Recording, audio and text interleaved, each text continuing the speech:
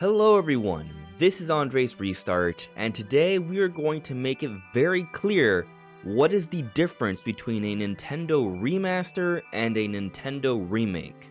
As we continue throughout this transition for Nintendo Switch going into the next generation, we are likely going to see more and more remakes and remasters from Nintendo. Why? Because a lot of their main primary studios are now working on the next generation projects, and in order to continue the consistent amount of content on Nintendo Switch for this year and beyond, they're going to be outsourcing more and more projects. And so that's what we've seen last year, that's what we're seeing even more of this year. It's expected even more to come. This is also how Nintendo handled the end of 3DS. Those last few years were abundant with remakes and remasters. And so many more are on the way. With the upcoming Direct, I'm sure we'll see some there, and there will still be more to come next year and beyond.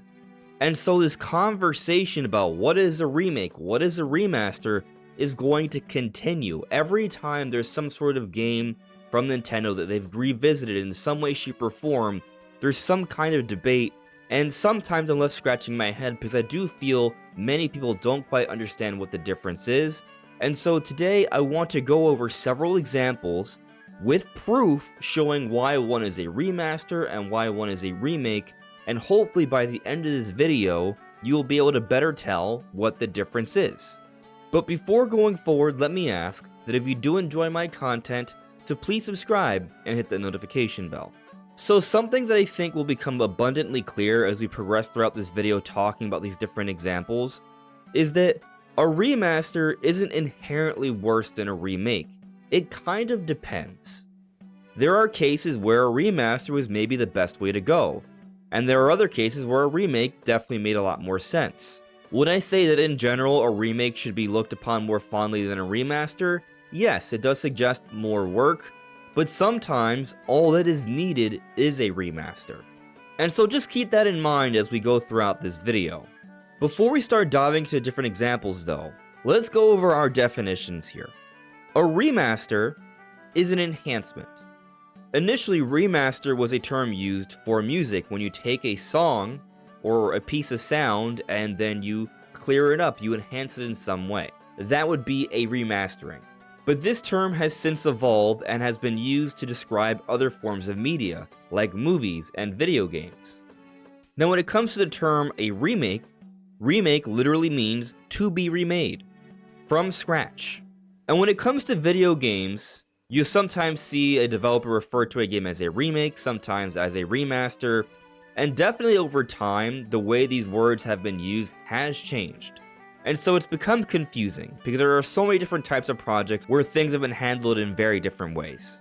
But I believe the best way to get a good understanding of the difference between these two terms is to look at it how it's used with movies, because there it's a lot more clear cut. So if you were to take a movie, say for example like Lord of the Rings, and you were to remaster it, all of a sudden it goes from a standard definition DVD to a high resolution Blu-ray.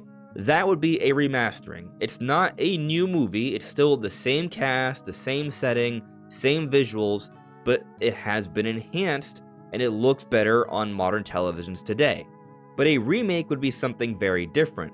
They would literally go back, find a new cast, likely a new setting, new environment, new props, maybe even a new script, and it would be totally new, and there would be no confusing the two because you would be able to tell that it's not the same as the prior work. So if they were to remake Lord of the Rings, we would all know the difference between that and a remastering of Lord of the Rings. So hopefully that example makes it a bit more clear how we should look at a remaster versus a remake. But when it comes to video games, the lines do seem a lot more blurred, it is not as clear cut. And so I do think it's still worthwhile going over these different examples, and in particular, this is about Nintendo, and the way Nintendo operates is a bit different than other companies, so we're going to be looking at how they treat their remasters and remakes.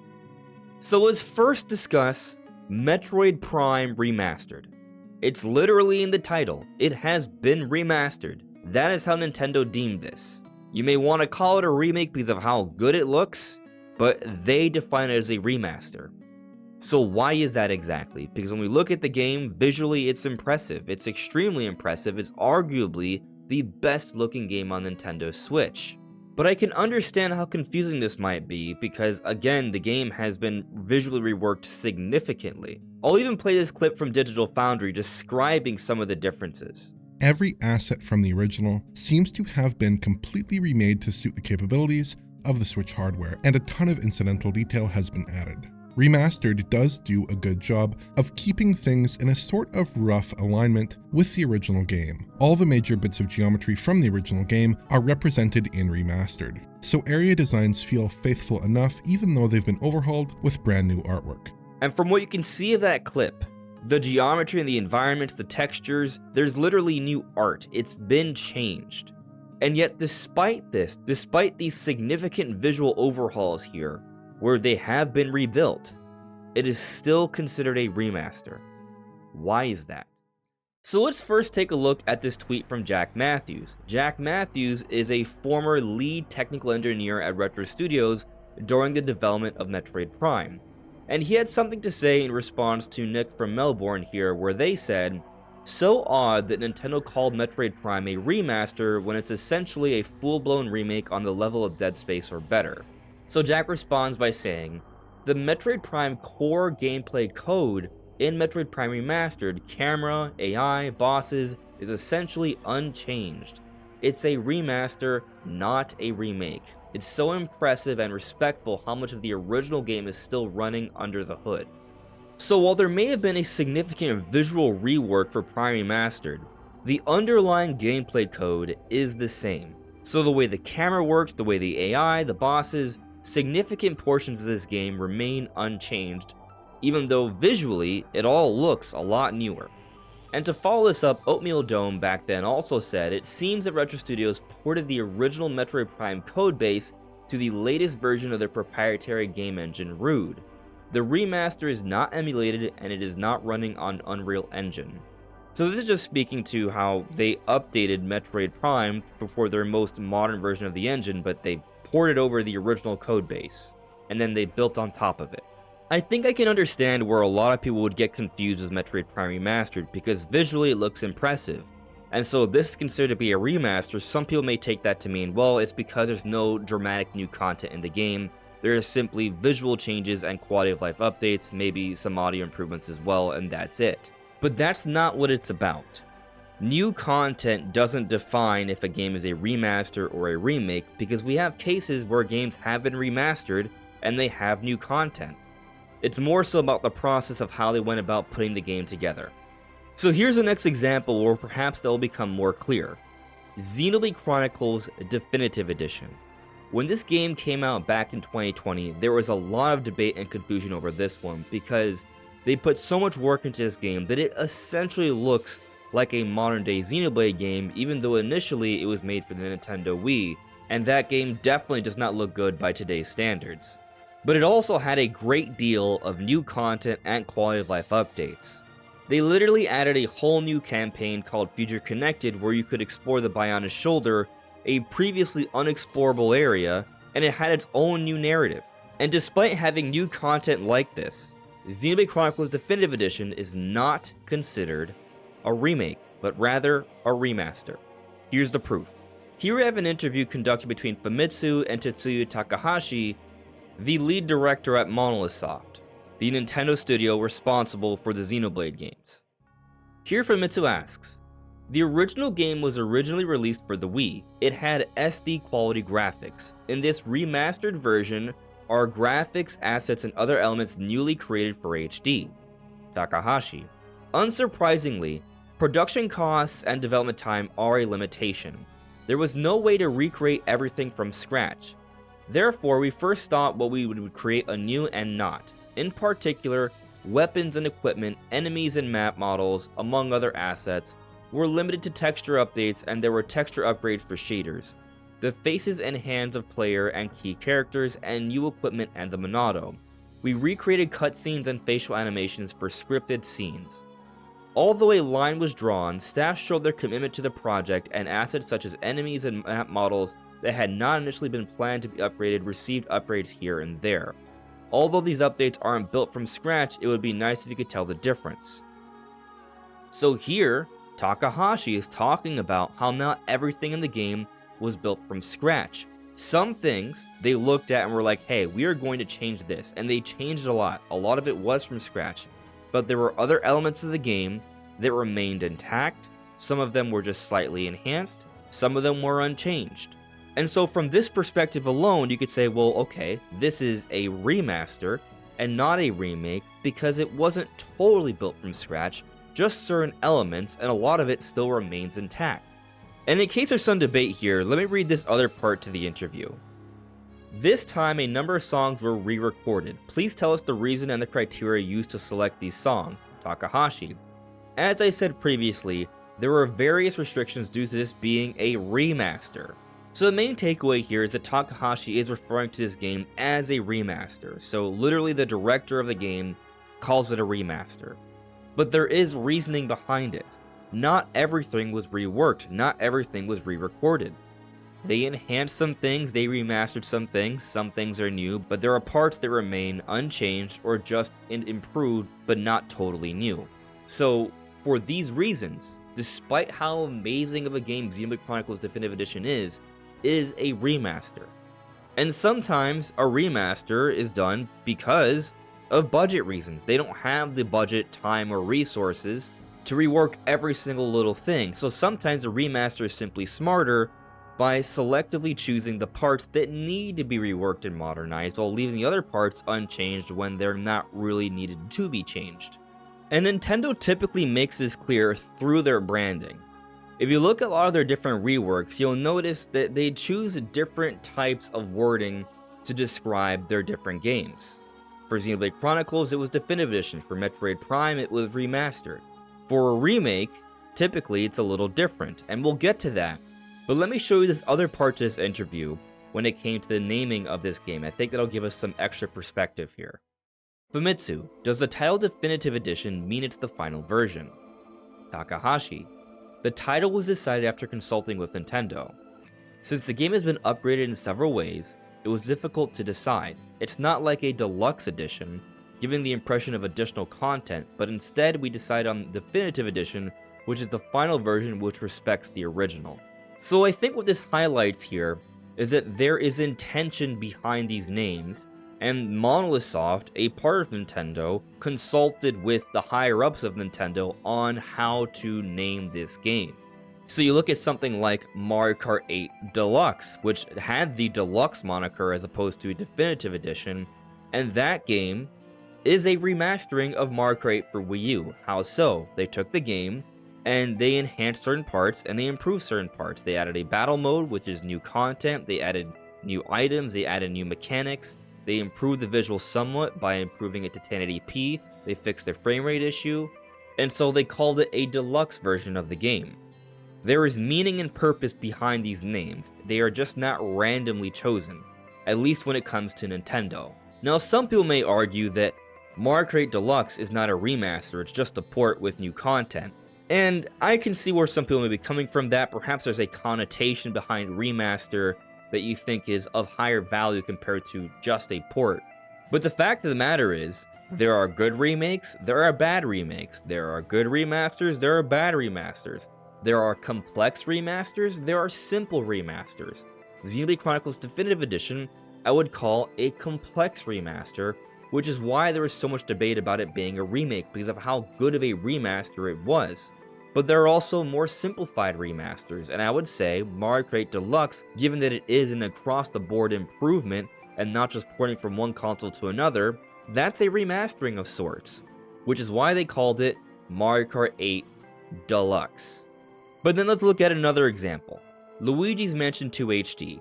This game is about to come at the end of June, and there's a lot of conversation about this game. It does not compare favorably to Luigi's Mansion 3, and some people are going as far as to call this just a basic port of the 3DS version, just upscaled. And I don't think that's accurate to say either. It is a remaster. It's been pushed to HD. And as I just talked about, there is such a thing as a simple remaster and a complex remaster. And while I wouldn't say this game has had as much work done as, say, for example, Xenoblade Chronicles Definitive Edition, it still has clearly had work done on it. Based off from what we've heard of the previews so far, they have reworked the controls, they have adapted it to Switch. It does play better and smoother than it did back on 3DS. And from a visual perspective, let me just show you these two images that Nintendo Life showed. Here is an image of the 3DS version. Clearly you can see a lot of the blurriness, the aliasing, the just overall poor resolution from 3DS. And then we look at the Switch version, and it's clearly far more sharp. But it's not just sharp. There are new models, the geometry is higher. You look at Luigi, and it's clear that it's a more advanced model. But also the textures have been reworked. Look at the tiles here, how simple they look. Now you look at Luigi's Mansion 2 HD, and while they're not dramatically better, they are better. Look at the wood, there's more detail there than there was in the original. So the point is, textures, models, lighting have been reworked. It's not just a straight, complete, blatant upscale. Work has been done here. And so it is a remastering. Maybe it's not a very complex remaster, which is why Nintendo has deemed it HD. And I think that would be fair to say. But I would even argue that this game has had more work done than, say, for example, something like Skyward Sword HD. Skyward Sword HD does hold up pretty well, but that's because of the art style from the Nintendo Wii. Visually, all they really did was upscale the game and maybe clean up the textures from a visual perspective, but then they also improved the frame rate and they give us a variety of quality of life updates. So overall, maybe you want to argue it's somewhat comparable to Luigi's Mansion 2 HD, but my perspective of when Nintendo refers to something as just HD, it is tempering expectations. It's not a game that's going to have a lot of new content. There will be quality of life updates, but perhaps they won't be extremely dramatic, and while there will be visual improvements, it's not going to be something like Metroid Prime Remastered or Xenoblade Chronicles Definitive Edition. It's going to be a bit lesser. And so at this point you might be wondering, okay, you've talked about a lot of remasters, what about a remake? Has Nintendo ever even remade a game? Yes, they have, several throughout the Switch era, and the messaging is actually very clear. So here's one example, Super Mario RPG. This is a remake of a Super Nintendo game, a 16-bit era game. They've remade it, and the visuals are totally different. There's a variety of quality of life updates, there's been new content, but the underlying structure, from what we understand, is completely different. This is made on a modern console with 3D visuals and an isometric style of gameplay that mimics the look of Super Mario RPG originally, but it's completely new. Now admittedly, I haven't been able to find hard proof that this game is a remake versus a remaster, but this is one of those things where I feel like it's almost common sense because we're talking about a Super Nintendo game versus a Switch game. The leap there is dramatic, and it's clearly not the same thing. But if you don't want to take my word for it, how about someone who worked on the original Super Mario RPG? Chihiro Fujioka said, oh my god, finally, both the art and music are wonderfully upgraded. I'm really looking forward to seeing how the feel of various minigames and fields evolve. So this is in response to the announcement of Super Mario RPG a few months ago. And then on Twitter, Josh Wise asked, are you involved in the remake? And then Fujioka responds by saying, I am not involved in the remake, but I am very surprised and pleased with the news. So here, Fujioka, an original developer of Mario RPG, is referring to it as a remake. And when taking a look at the messaging of Super Mario RPG, the title on Nintendo Switch doesn't have some sort of extra moniker to it, it's just Super Mario RPG. This is how Nintendo likes to depict their remakes, at least in this modern era. They don't put remastered, they don't put remake, they don't put definitive edition or deluxe or HD, they just put the title of the game. That's the direction they go for true remakes. But here's another example with proof. Link's Awakening Remake. From the branding, it doesn't have any other extra monikers in there, but this game has a completely new visual engine, it's running at 60 FPS, it has a completely new art style, it has a variety of quality of life updates, it's been adapted to Switch well, it even has new content in the Dungeon Maker, along with the additions from Link's Awakening DX as well. There's so much to this package, but it is considered a remake, and Nintendo brands it that way by just calling it The Legend of Zelda Link's Awakening and nothing more. So here's the proof. In an interview with the Zelda series producer Eiji Aonuma, he refers to the game as a remake.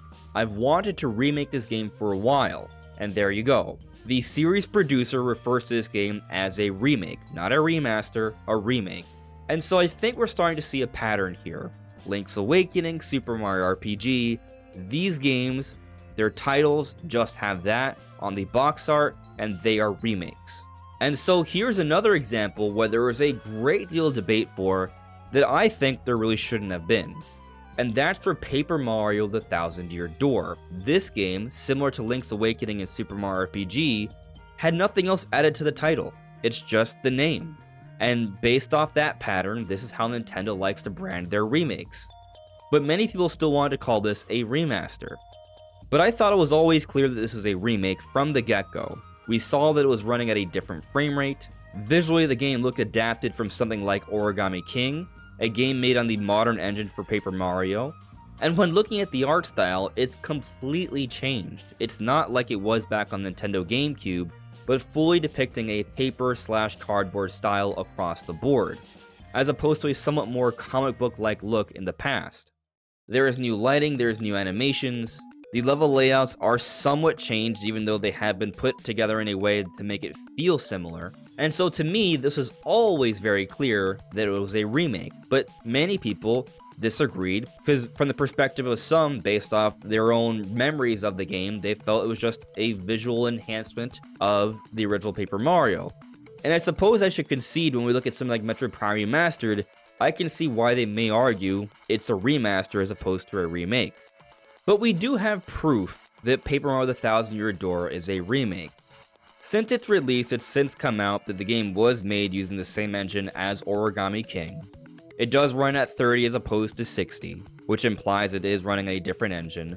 But also, in a Nintendo survey, the game is referred officially as a remake of the GameCube Paper Mario: The Thousand Year Door. Not a remaster, but a remake, straight from Nintendo. But let me also bring up something said from Abib Tanari, a developer of Bayonetta Origins, Cereza, and the Lost Demon, because there was some controversy about Paper Mario: The Thousand Year Door and the frame rate difference.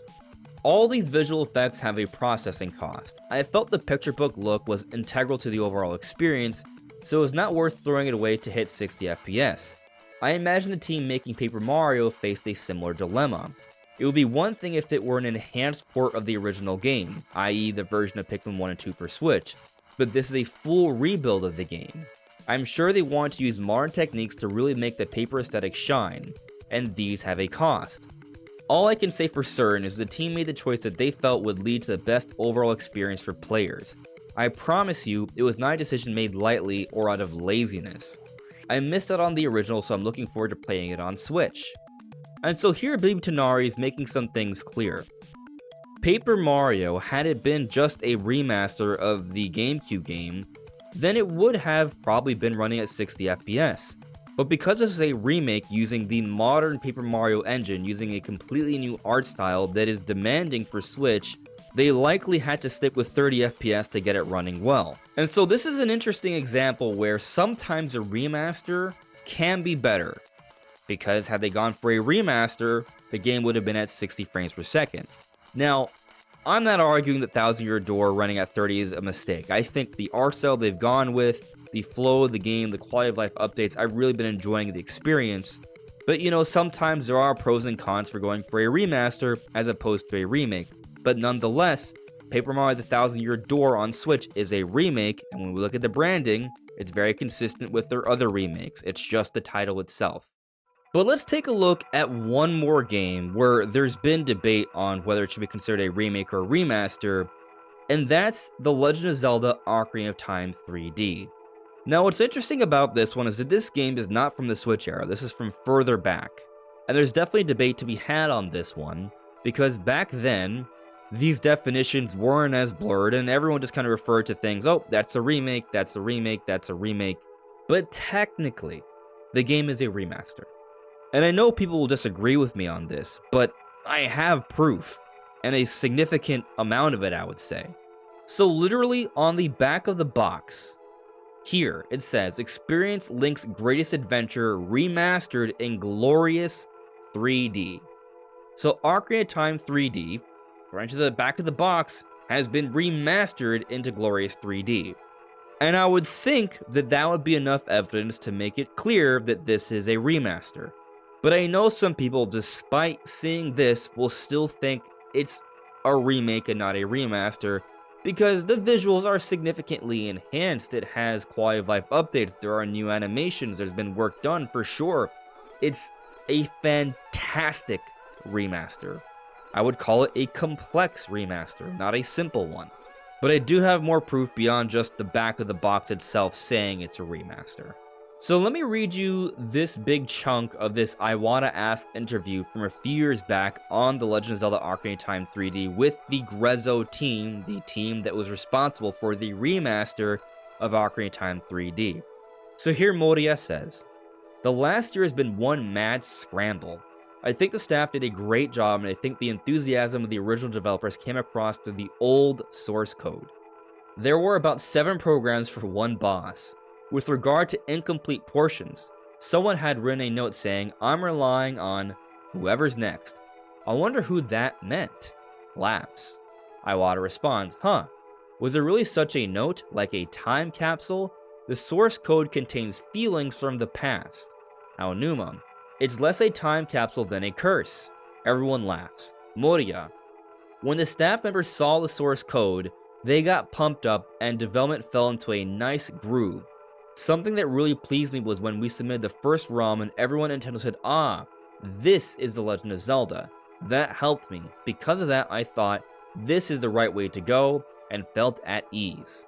Aonuma, "I was surprised then how much you could do in such a short period of time." Ishii, "Aonuma-san, when we saw everyone enjoying the ROM, it really encouraged us. Seeing those happy expressions on the faces of the original staff members strengthened our feeling that we can make a good version of the Legend of Zelda Ocarina of Time for the Nintendo 3DS system." And so I'll stop it there. You could read through this article, I will have it linked in the description below, but they continue to talk about working on the source code, building off of that.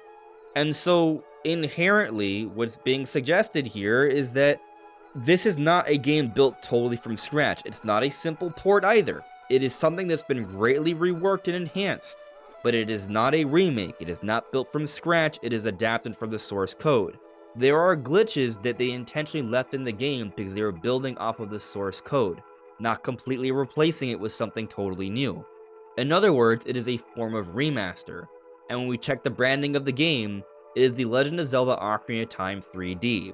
It was adapted for the Nintendo 3DS. They remastered it to have the 3D effects and all the additions that we saw in this version of the game, but it's not a remake, but a remaster. And so what's the point of going over all of these subtle differences between these different reworkings of Nintendo games?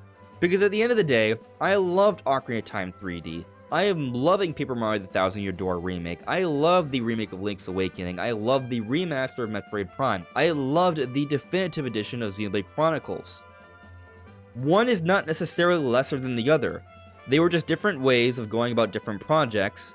And I think by going through all of this and getting this better understanding, we can at least have better expectations for how Nintendo may brand things. So the next time Nintendo calls something an HD game, say they were to announce, I don't know, for example, Star Fox Assault HD, we can then assume, okay, this game will probably be upscaled, they might clean up the textures a little bit, there will be some quality of life updates, but that's pretty much it. There likely won't be significantly new content. But say they come out with an F-Zero GX remaster and it has a new sort of subtitle, that's implying something different, something new, kind of like Xenoblade Chronicles Definitive Edition. Maybe then it has new content added and something significant, perhaps online play as well. And it's for that reason I think it's somewhat important to understand the differences here in terms of how Nintendo brands their different games, so we can better match our expectations. But what do you think? After going throughout this entire video, do you feel that you now have a better understanding of the differences between a Nintendo remaster and a Nintendo remake? Let me know in the comments below. This is AndresRestart, thank you so much for listening and watching, and I'll see you all really soon. Take care. Bye.